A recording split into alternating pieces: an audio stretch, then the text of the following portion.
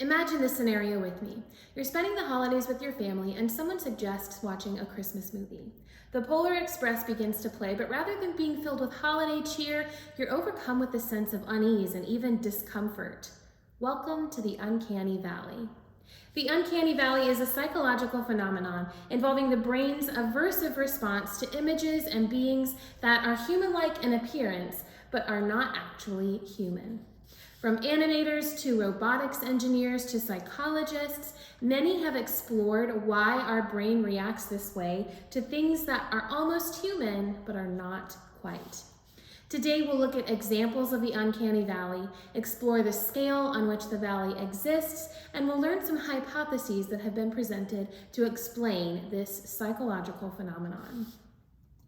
Roboticists have been maneuvering the Uncanny Valley for decades, as reports have shown that some of their most lifelike humanoid robots have been the ones that people are the most averse to.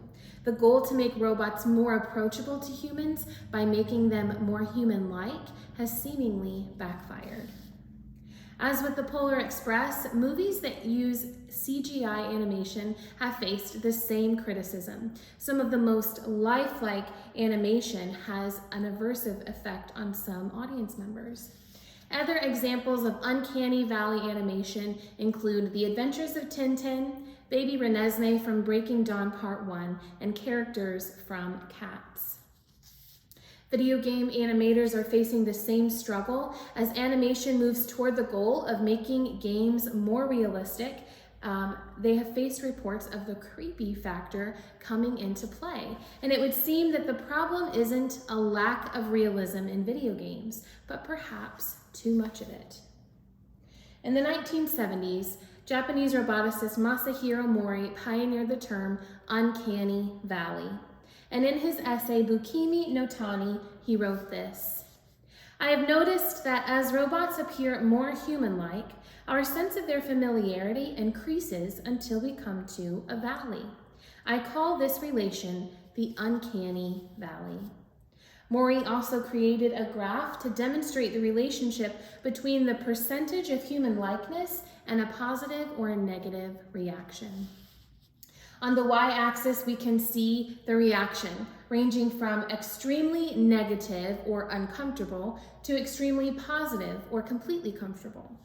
On the x-axis, we can see how human-like something appears, and we can see the disparity that we reach in the Uncanny Valley. Many hypotheses have also been presented in an attempt to explain the psychological response that many people seem to have to these humanoid objects or images.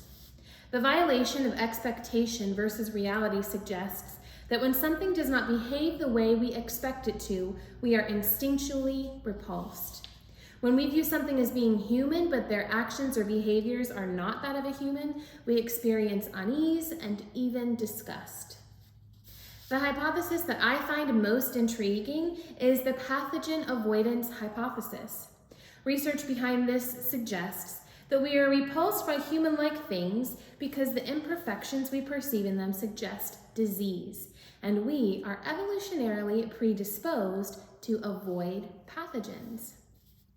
Although much research has been done on the topic, we still have not found empirical proof that the Uncanny Valley exists. Although these feelings are widely reported, scientists, animators, and psychologists are still working toward discovering exactly why we react this way to humanoid likenesses. When we're overcome with a sense of disgust or discomfort when watching a movie or playing a video game, we may not fully understand why we react this way, but we do know where we have ended up, in the Uncanny Valley.